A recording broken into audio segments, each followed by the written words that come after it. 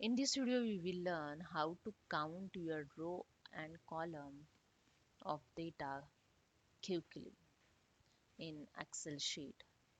So here I have some small data. If you have a large data, so you can use this option to get analyze your data quickly. So first select your full data, Control A. Then here you can see the option the quick analysis. Just click on it to count the data. Click on the total option. Here you get the count. It's for row. It's a count for row.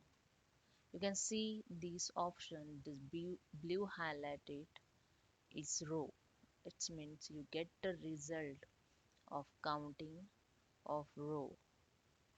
If you want the column count, so here you can see the arrow. Just click on this. Here you get the second count option for column. If you see properly, the orange highlighted for in this option in column, it means this count option for column. Just click on it and get your count of column. You can see the count function is automatically used here. So this is a quick analysis to your data. So hope you understand. If you like this, please subscribe my channel. Thank you so much.